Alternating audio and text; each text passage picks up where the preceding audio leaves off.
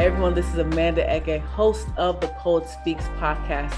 Welcome to season 5. I talk to poets from all over the world engaged in spoken word, slam poetry, and oral traditions. And we were named as one of Strategic Media Inc.'s top 5 podcasts by Black creators in February of 2022. Tune in weekly to listen to me and poets talk about performing, oral tradition, and most importantly, they tell me why they need to get their words out. And guess what? If you or your organization wants to be a guest or a sponsor of our podcast, let us know and message us on Instagram and Facebook at the Poet Speaks Podcast. Enjoy. Hello, everyone, and welcome back to the Poet Speaks Podcast. Now, today we have a very, very, very special guest. She is the author of Push, American Dreams, The Kid, and Black Wings and Blind Angels. Now, her novel Push won the Book of the Month Club's Stephen Crane Award for the first fiction, the Black Caucus of the American Library Association's first Novelist Award, and in Great Britain, the Mind Book of the Year Award, named by the Village Voice and Time Out New York as one of the top 10 books of 1996. Her novel Push was nominated for an NAACP Image Award in the category of Outstanding Literary Work of Fiction. Push was adapted into the Oscar-winning film Precious. Her work has been translated into 11 languages and has been adapted for stage in the United States and Europe. Please welcome to the Poet Speaks podcast, Sapphire. Sapphire, how are you? I'm good. Really happy to be here and happy to be talking with you.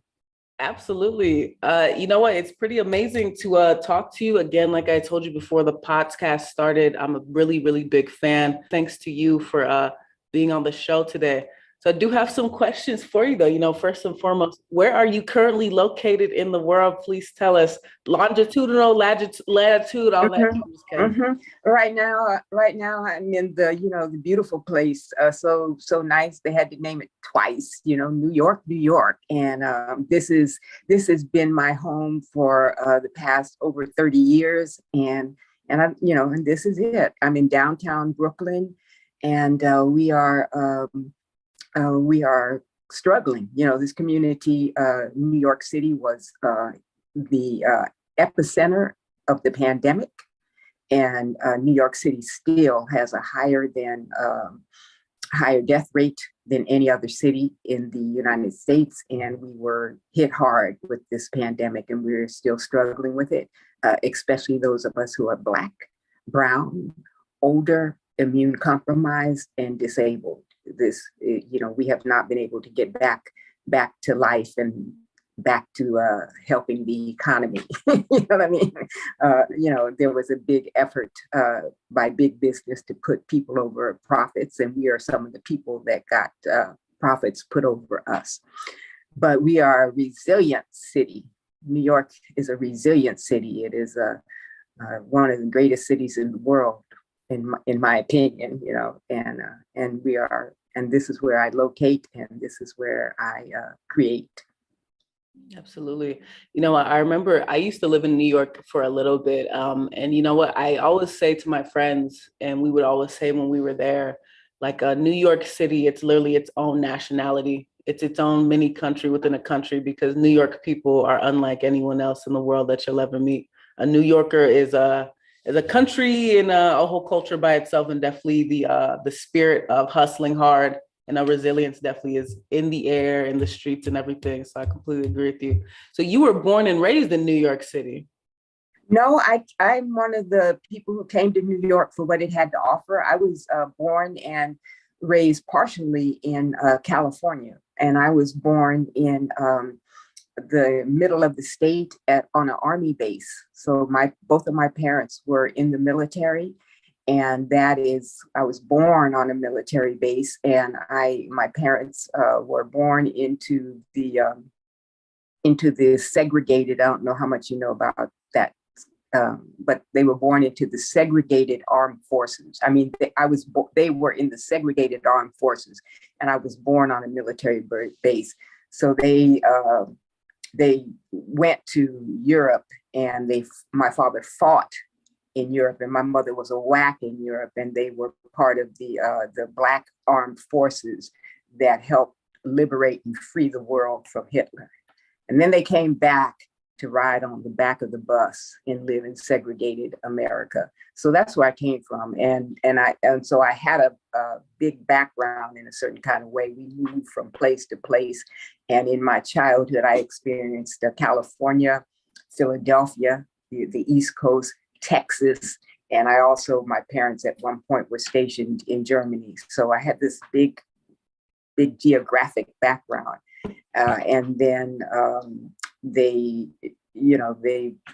relocated to Philadelphia and then to California. My parents broke up, and I was raised as a kind of a preteen in California. And I like California, but as soon as I got a chance, I got out, and I came to New York because of the intensity. I came to New York because of not that California wasn't multiracial, but in a way it wasn't. It was real Black and white, you know what I mean? And the whites were Southern whites, and the Blacks were people like me. But when I came to New York, it was a this is where I went to the Apollo to see Bob Marley on stage, and things like that. That wasn't happening in California, So yeah, so that's my early childhood and my early background. Born on a military base, going from city to city. Inner city military base, the South, the segregated South. I was in the segregated South. So in many ways, I experienced a lot of America. The West Coast, which is more liberal, the East Coast, which is moving fast, Philadelphia City, and then the South, which was the South. It's nothing to play with. And then as a young child, having that opportunity, I guess you could call it, to live for a short time in Europe as a kid, a baby almost. Mm. Wow. So you really come from kind of a colorful past in terms of your childhood, how you're brought up. It's like, they always say like your childhood is the blueprint for the rest of your life. So for you, how would you say all that kind of moving all around the USA, how would you say that's really informed your writing style and just what you wrote about and what you write about? I think in a way that, Amanda, what it has informed is my psychology. So even though, I had these parents who were in the military and got to experience certain things, because we were constantly moving, I was always an outsider. I would hit the fifth grade, and I would, how you have to hustle hard when you're 9 and 10 years old to make new friends. And then I would get home, and, my parents would say, well, we're moving. We're moving. And then I would go to another place, and I would be an outsider. And I was gregarious, and I was able to make friends and fit in. It didn't work that well for some of my siblings. They had a harder time fitting in. But what happened is that I became an observer. I was an observer. I was always observing what was around me. I was always having to be careful because no terrain was familiar. So while other people were taking things for granted, I was trying to figure out, where is it safe? Where is it cool? Where do I fit in? And that made me really look at the different cultures I was in, you know what I mean? And that informs the writing in a way more than my geographic moving around.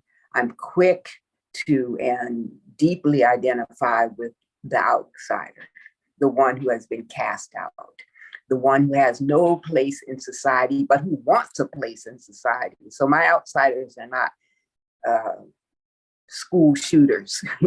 My outsiders are the ones who want to be class president, but no one's going to vote for them because they too fat or too dark or too this or that, but they are the outsider. And given that perspective, they have a great deal of insight into the culture around them that the person who is loved and ensconced by the culture does not have. And I would think that informs my writing more than that I lived a lot of different places. It's that living in those places, I never had a home, you know what I mean? Mm. No, absolutely. And anyone that kind of reads, analyzes your work, like you said, it focuses on bringing to light the gaze on particularly women who have been marginalized by sexual abuse, poverty, their Blackness, via colorism, and so that's truly what brought you to kind of that type of gaze on your own work, having that kind of gaze from your outside perspective. What probably informed you, because obviously it's now let's kind of just take in terms of colorism, being a Black woman. I mean, that affects so many Black women in so many different ways, such a violence that can't be described until you go through it, is what I really like to say colorism is like. For you specifically, colorism being such a big part of so much of your work, especially with Precious, right? I mean, and Precious, push. And it's for you, how is colorism specifically? Well, because I was because I was an outside, I was. Let me give you a description of something that happened to me when I was a young woman studying dance. So, there's always classes, the beginner class, the intermediate class, the professional class. I'll never forget this. I was in that beginner class and we was busting our behinds, going across the floor and everything. And in another room, and this was a African-American dance class, and the teacher was, this was in California, but the teacher was New York man, you know what I mean? And, this was the upper echelon of everything, And then I said, what's in the other room? And that's the advanced class. That's the advanced professionals. Of course, we all wanted to be advanced professionals. And I opened the door and I peeked in, and they were all at the bar. But they were all light-skinned women. And now in the class was brown and Black, and there was some Asian, a couple poverty-stricken whites and stuff. But the class that was slated for the company that was going to move, that's how you go. You start at the bottom, and then the dance master starts to pick out people and train them specifically. The class that was going to go into his company and that he was that had the scholarships and everything, they were all light-skinned Black women. And I remember, and I just closed the door and went on back about, my business and everything. But it made an impression on me. And when I was in San Francisco, and I was looking for a job, and they used to have, things weren't online then. This was a long time ago. And I went to the employment office, and I don't know what they call employment office or whatever. And there was a Black man there, and I was happy to talk to. I'm always happy to talk to somebody Black because they can understand my situation and help me get in the door. Help me get my foot in the door. And he was a fair-skinned black man of the upper echelon class. I didn't have a job at the time. I was in my 20s. I was scrambling, as they say. And I told him, what my, I told him what I could do, which was nothing. I didn't have any skills. And he looked at me and he said, "You ain't never gonna get a job with a ring in your nose." What? And then I told him, well, I think I am gonna. I just need a little help. And I told him I'm in junior college. You know what I mean? And he said, "What are you majoring in?" I said, "Well, right now I'm just doing the prerequisites and everything, and I haven't picked a major." I said, "But my dream, of course, is to major in Black history." And light-skinned mulatto-ish man told me, "You ain't never going to get a job majoring in Black history. You ain't never going to get a job majoring in Black history." And I said, "Oh, wow." And because I was young, I didn't major in Black history. so there was this class of people that I didn't belong to. I didn't belong to. And they often came from Louisiana, other places, and they had parties that they couldn't, that other people, they didn't invite people. And I didn't really know what it was until I took a Black history class and read, I think it was E. Franklin Frazier's The Black Middle Class. Because I was on an army base and I would be surrounded often by white kids who just woke up calling me nigger and went to bed calling me nigger. You know what I mean? I knew what I was and what I was not. Then I read about the paper bag club, that these people, they had gone to these Black colleges, and if you were darker than a paper bag, you could not belong to their sororities or fraternities. That was so far from my reality. Number one, I did not, because I was estranged from my family, I was not getting any family support. There was no possibility of me going to a private school or anything like that. It's historically Black college. I was, I was on the feet on the ground at these public schools, and I had no idea that there was this Black middle class that had nothing to do with me and that I didn't fit in.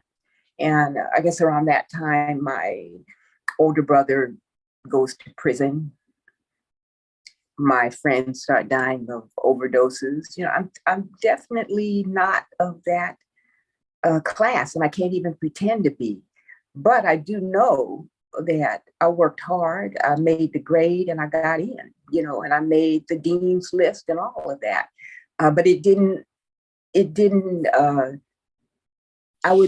realized I would never be among those people, and that they had a class system within the Black community, and I was not. I was of the underclass, and that class was based on.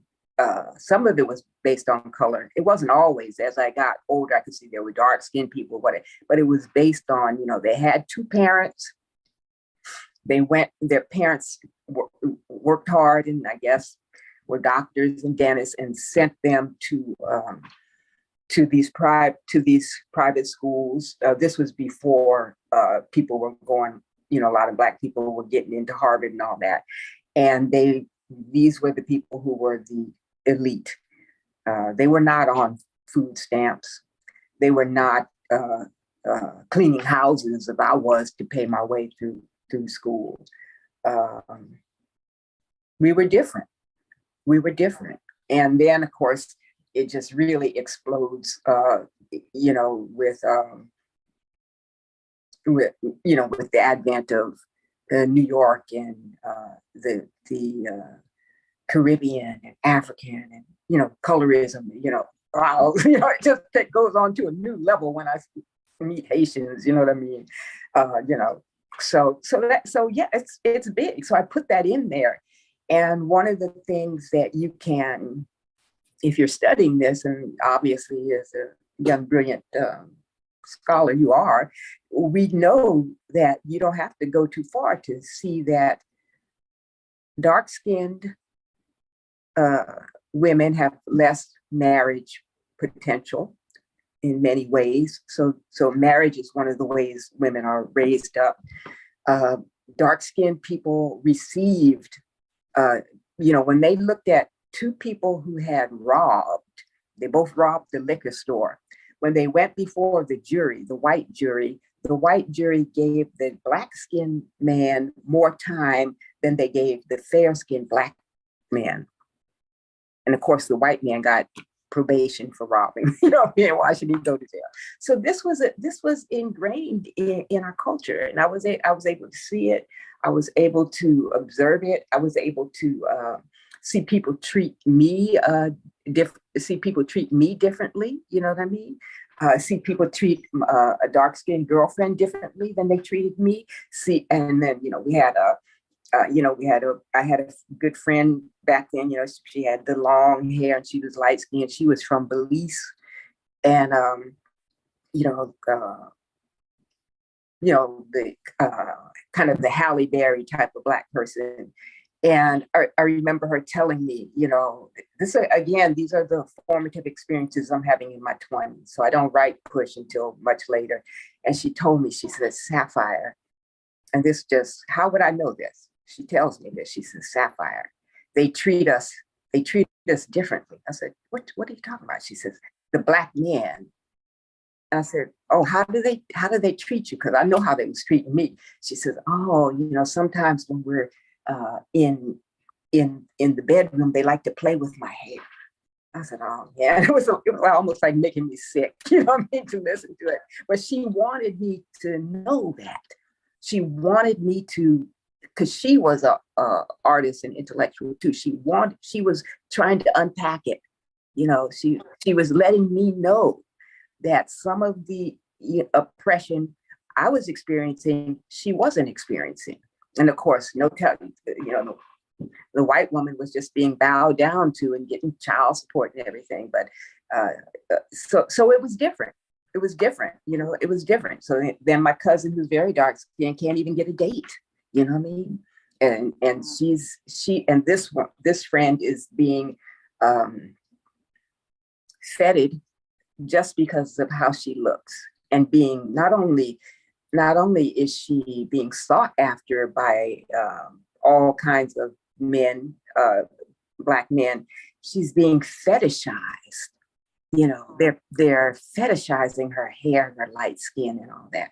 So that wasn't something I was reading about. That was something, that was something that I was learning about. And I wasn't in a certain kind of way exposed to it in my immediate family. I had a sister, and people would like double take. They would think we were twins. And I don't know whether my parents had some type of genetic thing going on, but we all look alike. We didn't have the dark one and the light one and all that. So we go out, but we were constantly exposed to these white kids calling us nigga. I don't know, it just couldn't stop. And then, in elementary school, the racist teacher would give us the book they loved to read was Little Black Sambo. Wow. And I would tell my mother we're reading Little Black Sambo, and she would say, just read it.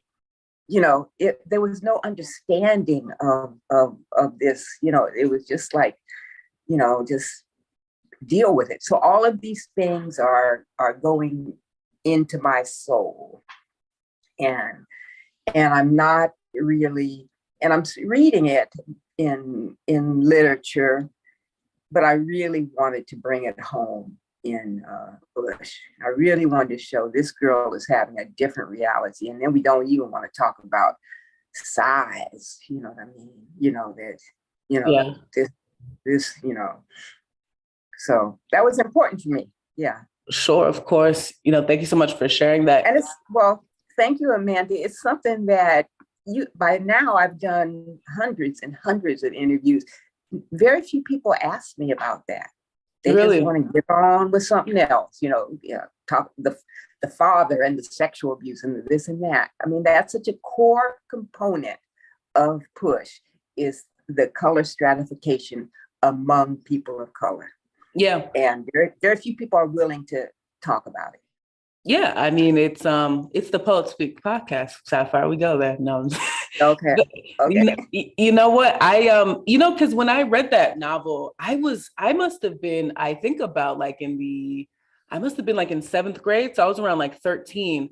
I mean, and you talk so much about those problems of colorism, that kind of exoticization of a Black woman, lighter and darker. And honestly, I mean, and you give me your thoughts. I don't think much has changed today.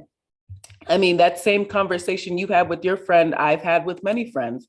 You know what I mean? It's, you see this in the job, the workplace, you see this personal life. I mean, that is still a prevalent thing today. Yeah, I think it is. I never forget. I had one student in when I was teaching MFA. So this is in the 2000s, and she I remember she told me, she was going, I wanted her to stay here in New York and pursue her career. And she said no, she was going back to Chicago because she could not make it on the dating scene in New York because she was dark skinned. And number one, I believed her, but I also thought that was so absurd. I'm talking about a career, girl. I'm talking about getting your book published, and you're talking about the dating scene.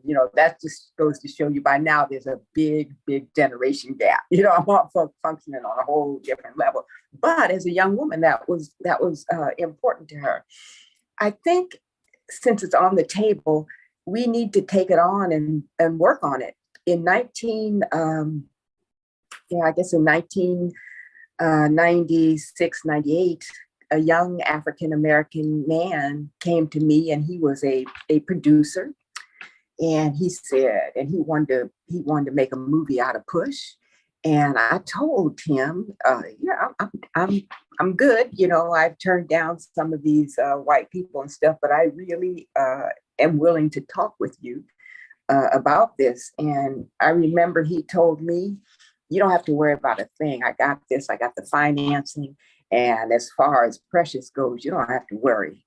I got Brandy standing by to play the part.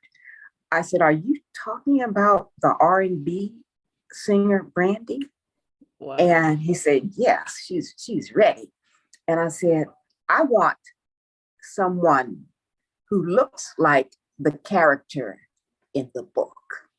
You know what he told me? He said, Sapphire, there are no people in Hollywood who look like the character in the book. And that was the end of the conversation.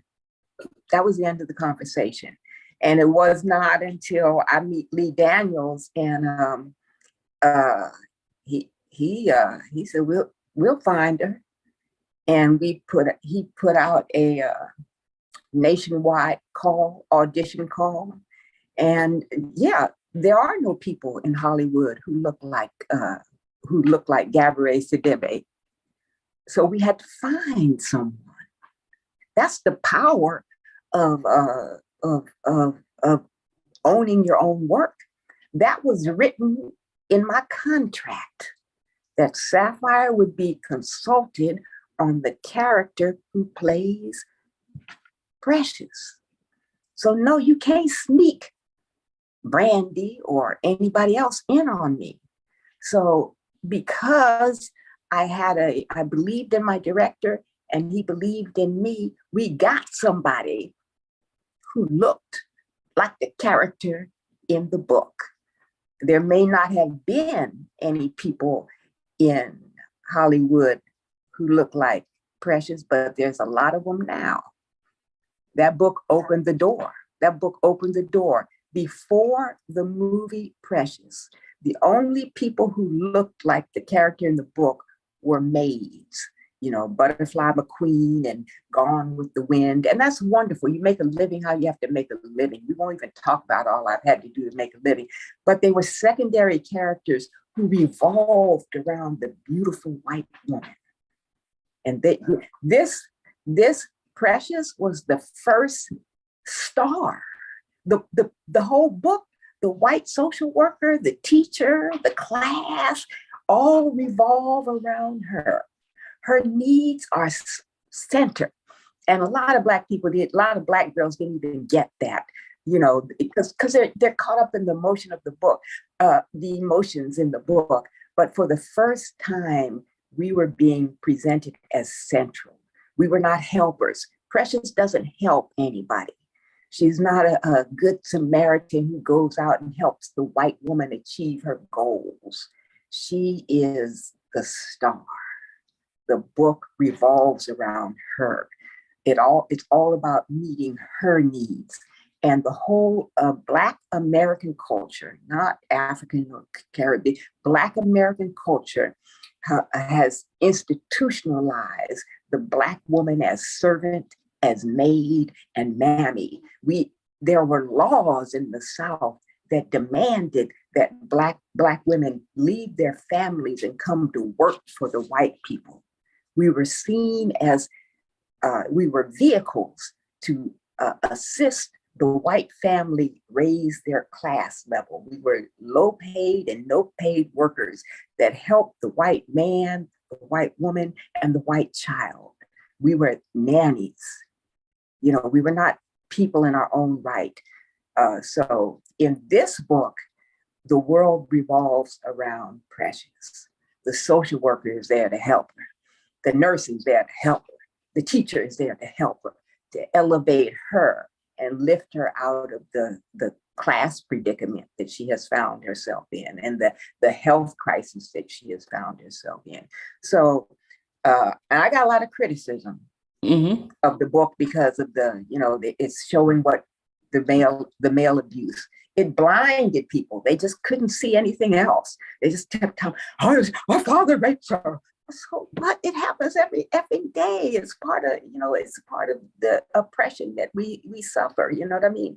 But that's what they focused on, as opposed to seeing that this was a new entity. Black women had not been presented in this way before. Even though she doesn't have, instead of her helping Scarlett O'Hara or whatever get dressed for the ball, we hear her internal angst at not having a boyfriend. We see her fantasies. We see her inner life. We see she's a human being. She's not just a lump of a lump there to serve white people. So that is, and I had the power. I had the power when I wrote the book. I could have wrote a yellow heroine. Been just as easy. I could have wrote a light-skinned character who'd been abused and had all that happen to them. I chose to write a Black woman. I made it a criteria that a Black woman that a dark-skinned Black woman play the part.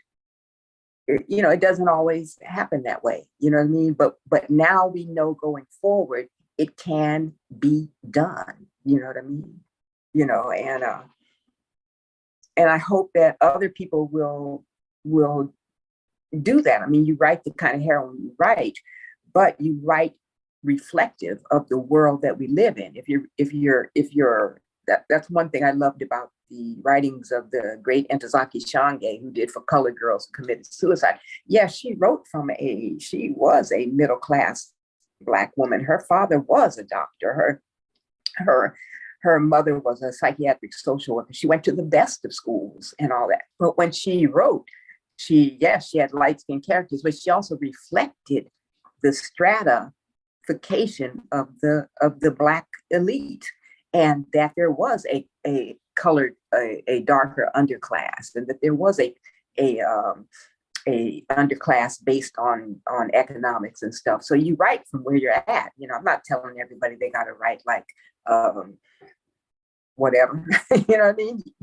But you don't write to the exclusion. You know what I mean? Now I'm dealing a lot with writing about ableism and ageism and stuff. Those kind of things weren't even on my plate 25 years ago. You know what I mean? But now that I know, I have to write that in.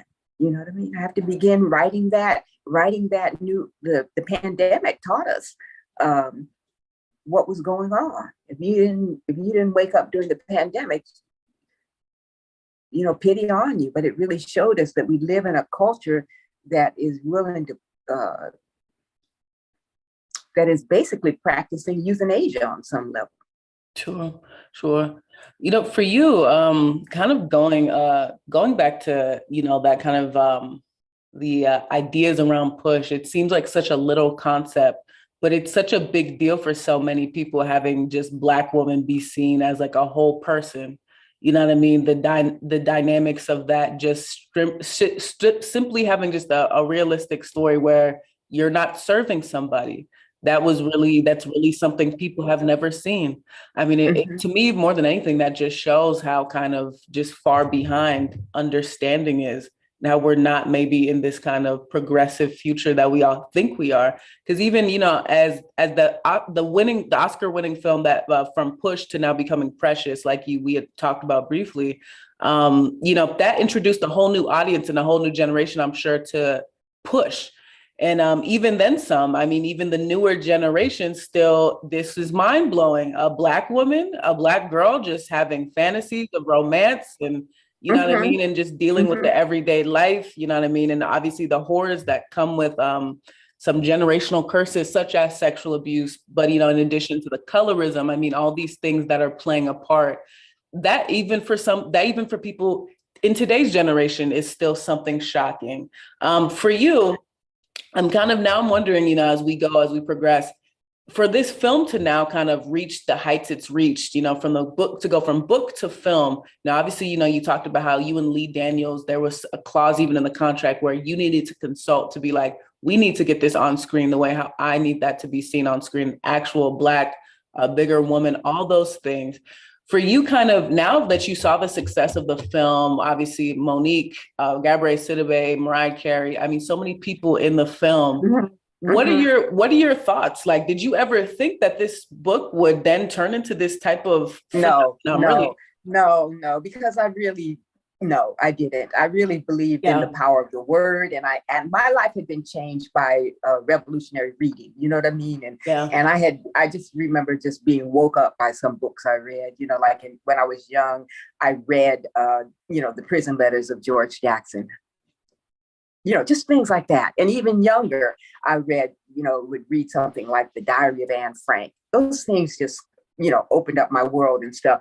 And I always saw, in a way, I saw Push as like this, because it was, I wrote it. So, you know, I saw it as a reflection of my artistic world. I saw it as like an underground, you know, people passing it from hand to hand. That's what we would do. We would get it. Have y'all read this?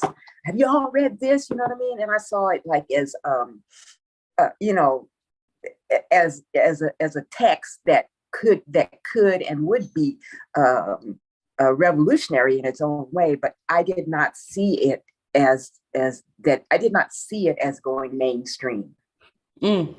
So yeah, that was a surprise. And then the initial efforts to have it go mainstream, I stopped them. You know what I mean? People was coming at me in the late 90s and early 2000s, but they was talking trash. And, you know, like, tell me, I got brandy in the wings. That's trash. not brandy is not trash, of course, but you know what I mean.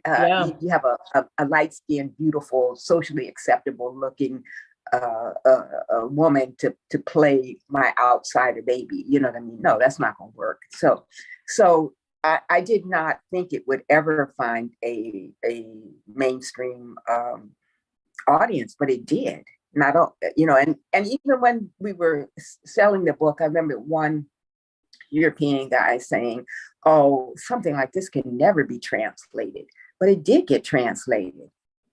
It is in Chinese. It is in German.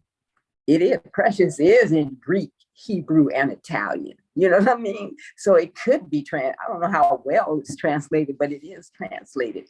So you don't know. An artist doesn't know. You just work and you do the work. Sometimes it hits and sometimes it doesn't. And you know, I think of so many people whose work that I follow, from Ntozake Shange to someone like Alice Walker. You know, you had Alice Walker is a revolutionary writer, but we know about The Color Purple. And I'm fine with that because many people would not have read any of her other books had it not been for The Color Purple. You know what I mean? So, you know, you just take it like it comes, you know what I mean? And but that was a big thing to me. And I was proud, and I was glad that I did not succumb to any of the editorial, I don't even call it suggestions. It was oppression that they were putting on me when they were publishing the book. You know what I mean? I just said, this is my book. You know what I mean? You know, and I fought for my text. I fought for the book to be what it is today.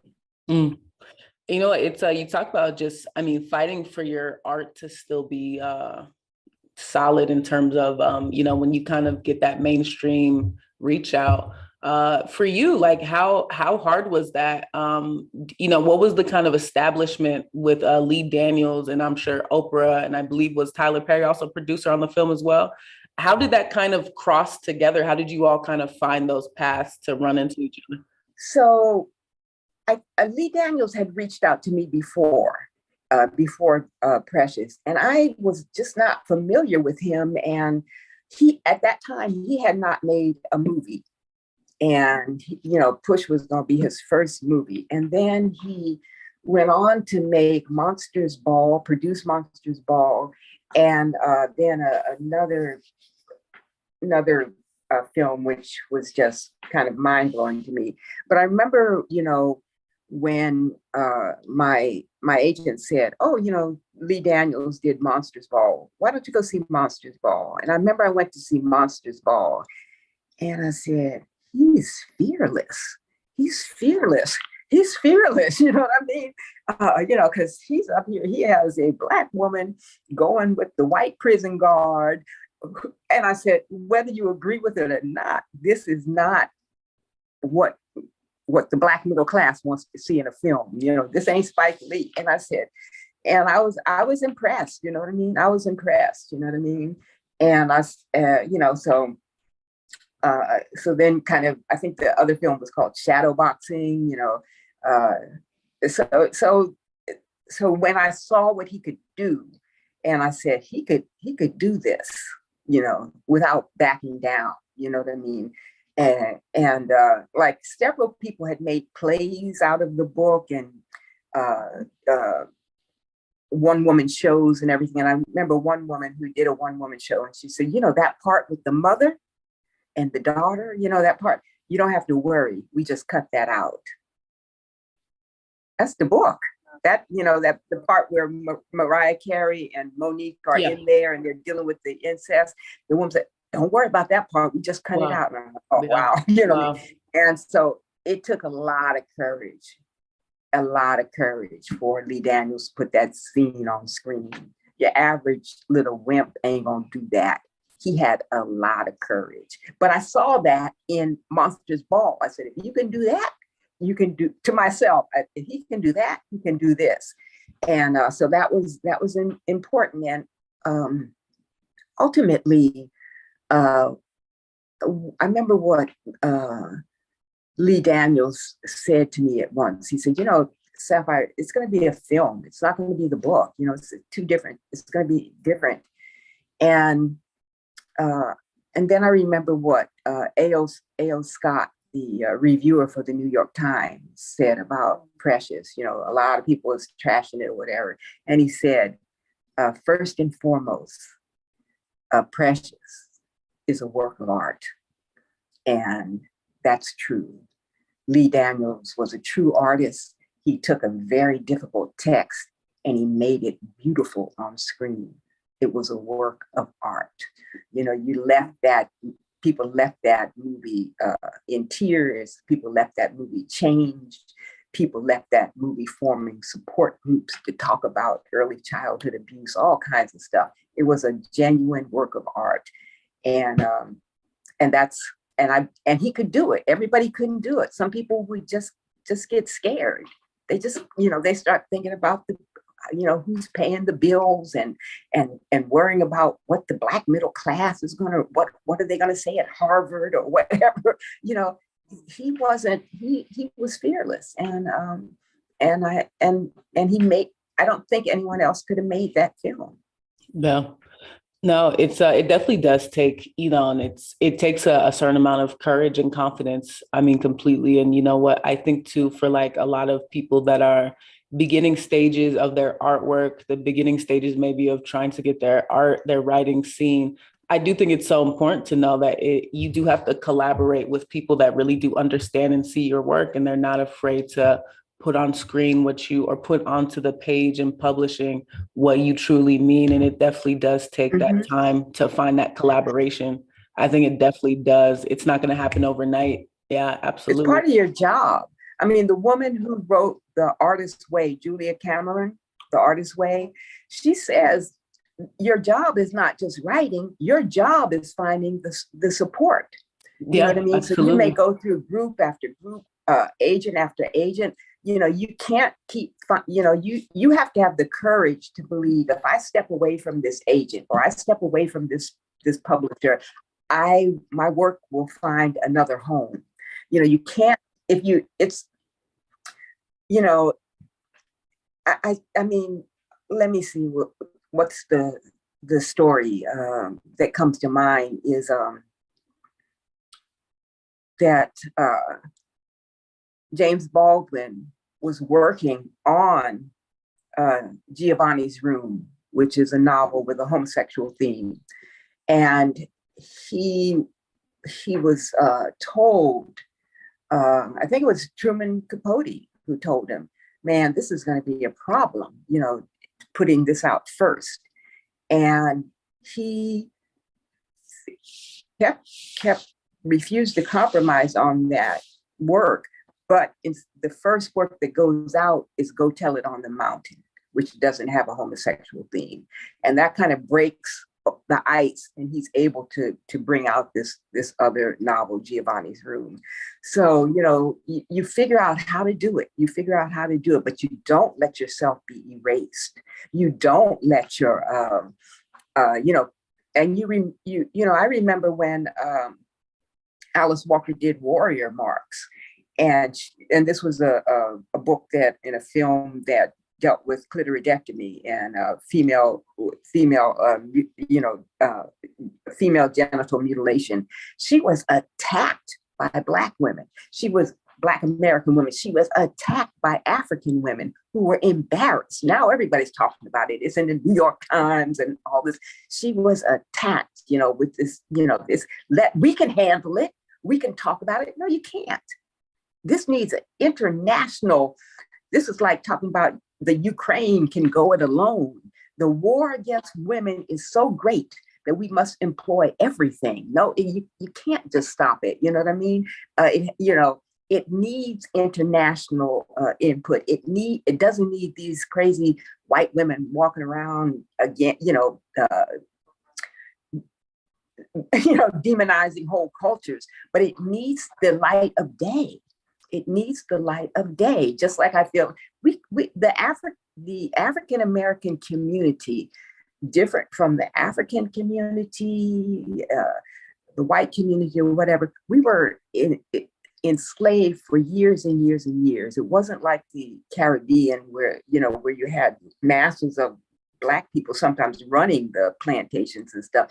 We were dominated by the white slave master. The white slave master was often a pedophile. He was often he was liable to be a gay white man.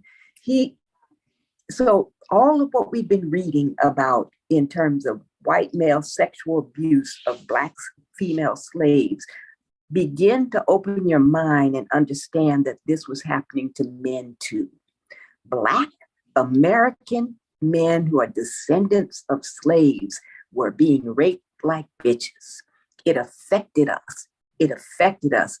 I don't think there's any other culture that had these acts of war, sexual acts of war perpetrated against the men and the boys. So you know, this was happening to us.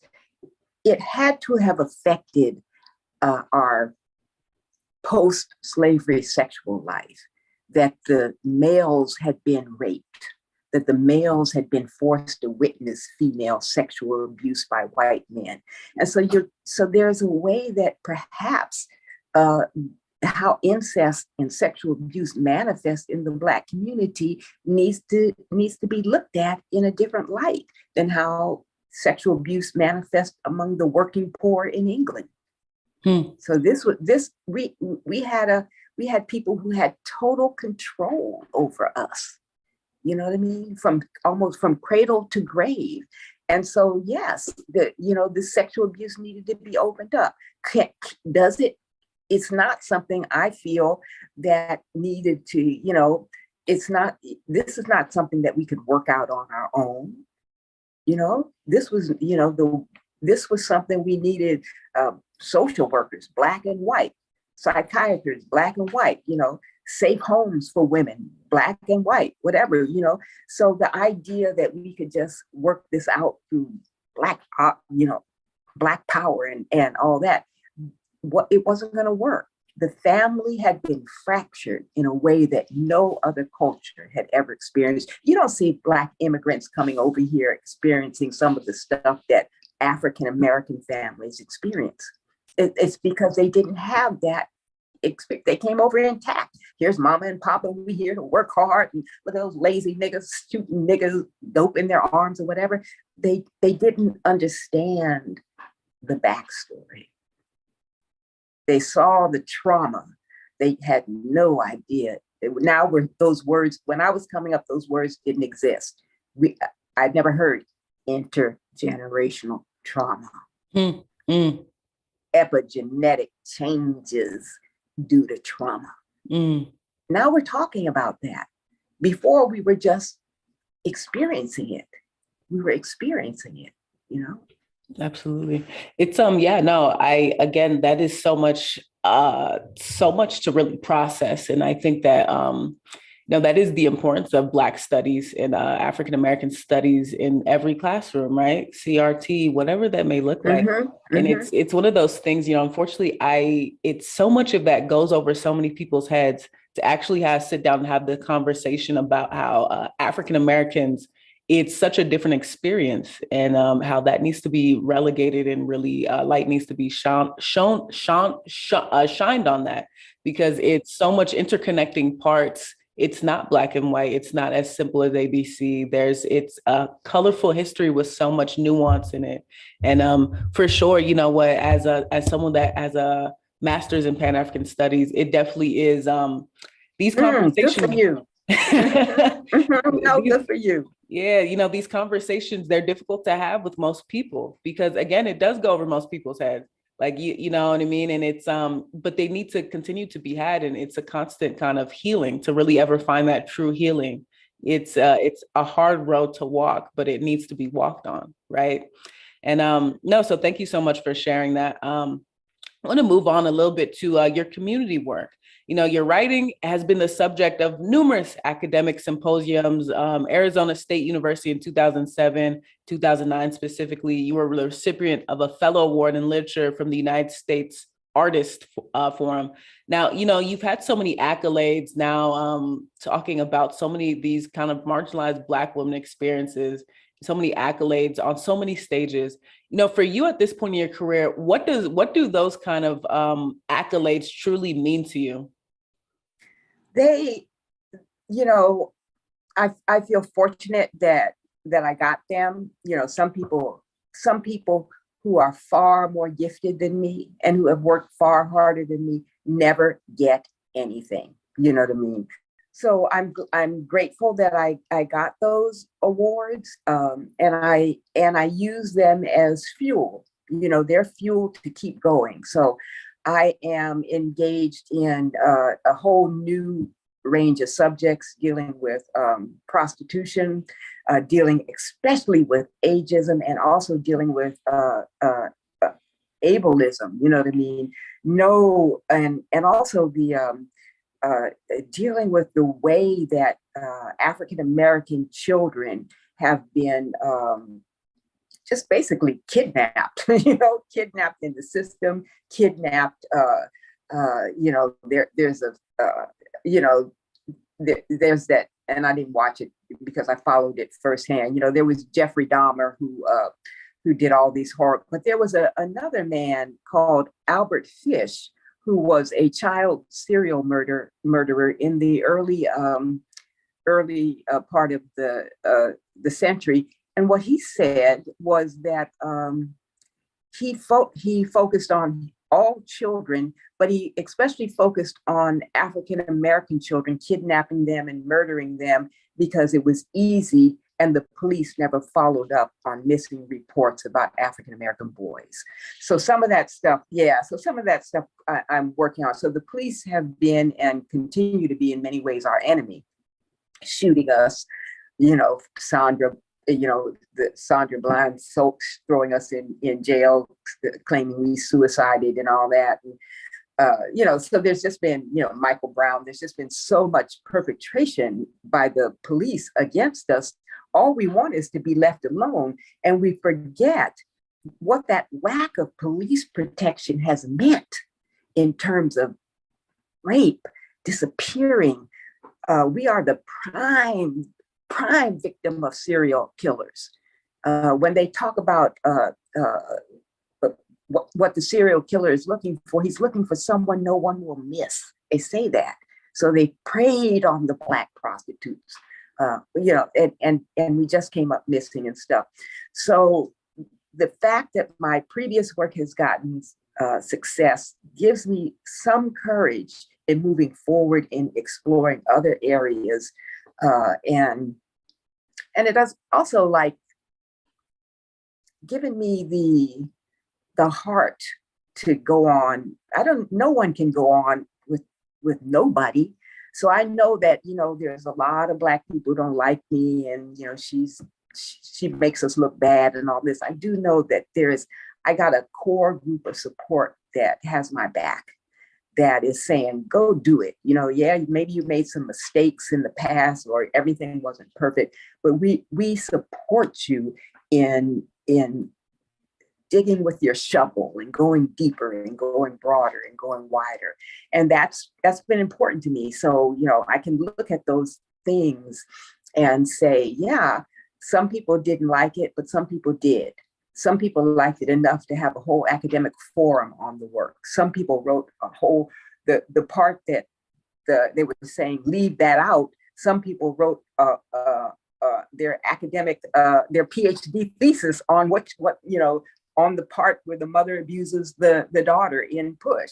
So all of that was vital to me in terms of knowing that, in terms of continuing, you know what I mean? And I've had friends who have given up.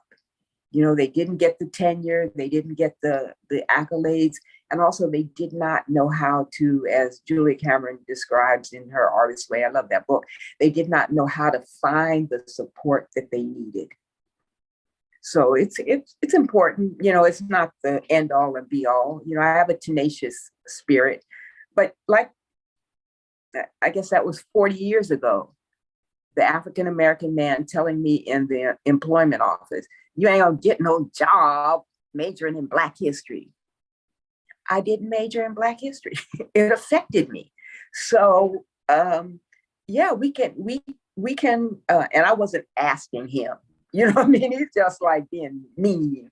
But so it's important that I got some of those awards. It's important that while some people was talking about Push was trash, I was walking down the street, a little African-American girl, I guess she was 17, 18 years old, came up to me and said, are you that lady that wrote Push?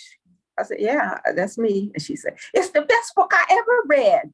That meant more to me than a Nobel Prize. That meant more to me than a Nobel Prize, you know what I mean? And that, so those type of things are important, and we need to not be so cool. We need to give it up for other people. You know what I mean? If an artist affects you and they're marginalized or whatever, be there for them, write a note, give a thumbs up or whatever, you know what I mean? Be part of their defense committee.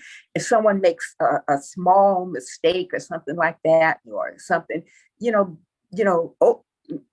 call it out and then say on with the next thing. We hope your next thing is better. How long were they? What's the sister who made the mistake of talking about her her brother's balls was affected by the COVID vaccine? Okay, how long are we going to focus on that? Let that go. Let that go. She's trying to put out some new music. Get behind the new music. Remember all the years of revolutionary music she did, and she said one stupid thing. How long are we gonna focus on that? That's my thought. That's what I'm part of a whole lot of people's cheering squad. So I believe in that. You know what I mean? There's I support, I don't have endless time, especially at this time in my life, but I try to, I try to get behind not just other sisters, but other people who are doing revolutionary work. Right now, there's people who are really, really doing good work. There's people who are really calling out ableism.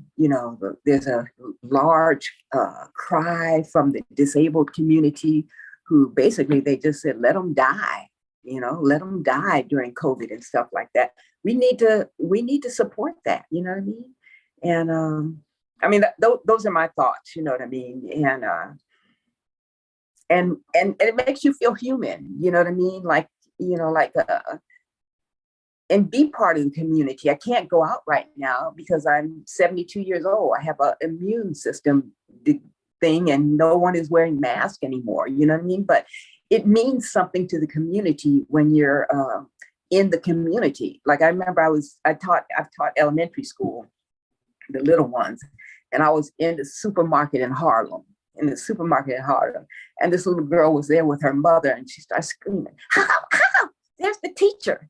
And she was so shocked that the teacher lived in the community.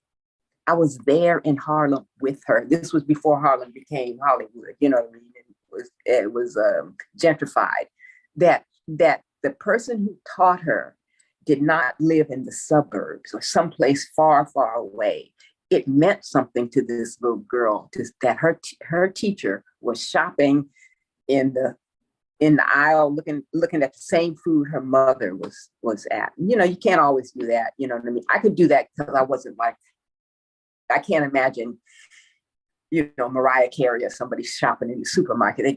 They get mobbed or something like that, or Alice Walker or something like that. But there's different ways to be in community. You know what I mean? And everybody will find it. You know what I mean? And I think young people have that advantage of you have your health. You can go out and you can march and you can be in community in a way that maybe some people can't. So take advantage. Take advantage. If you can travel, if people are economically able to travel, fine. I've been to Africa once. If I had my way, I would have went a million times. But the one time I could go, I went. You know what I mean? And it was life changing. So yeah. Absolutely. No, I love that. It's kind of just going back to your accolades. Your accolades really for you, it seems it's based in people that you've touched through your writing, through your teaching. I mean, that's for you, that's the ultimate accolade. And I think that's super dope. And I think also, I completely agree with you. Don't be so cool. It's if you're a fan of someone, just let them know. Let them know, be on their defense committee. I like that. Yeah, be on their defense committee. If you're a fan of someone, just be on their defense committee. It's all right to do. Sapphire, this has been so great. As we're wrapping up, I have two final questions for you, but the one that we ask every guest on the Poet Speaks podcast, Sapphire, why do you need to get your words out? I still feel at this time, even though there's a lot of other voices out there, and far better and far more diverse and whatever, I still feel like there's some things that only I can say. You know what I mean? That this is part of what it means to be given life by the great goddess or whoever you believe in, that you have a unique voice. And so I believe that there are certain things that the outsider status, now I have the old woman status, you know what I mean? All of that stuff. It gives me I can speak from a unique perspective, and I intend to keep doing that. Absolutely, I love that. I love that a lot. Just intend to keep on doing that. And as we wrap up, tell me, what is 2022 and 2023 and beyond looking like for your writing and beyond? Any projects that you'd like to let us know about, or any type of things. And where can we find your amazing work? Yeah, so what I am working on right now is a new novel. And so, and it's a trilogy. So I have I've got around 900 pages, and I divide that into 3 parts, and it's called the Harlem Trilogy. You know what I mean? It starts in Mississippi, Harlem, and then beyond as the characters leave the United States and the so-called inner city. So I hope to have 2023, I hope to have a book book one of the trilogy published, or at least a major excerpt in some literary magazine of that trilogy. And also, I want to really shout out that I have the 25th anniversary edition of Push. This was the 25th anniversary edition, which came out last year, and it has a preface by Tayari Jones, the great Tayari Jones, and in the back it has a almost 30-word afterword written by me as I talk about some of the haters. I talk about specifically, it's in print, that issue of the guy telling me there's no people like Precious in Hollywood. But I also talk about, what it means to have written a text like this, and my use of we haven't talked about that a lot, but my use of poetry in the text, and the spoken word and stuff like that. So I really want to shout out that you can get that from the library. You don't have to put out nuggets, or you can get it from you can get a e-version of it. And eventually I intend to just kind of take that excerpt, the explanatory text, and publish it by itself, but I can't do that right now.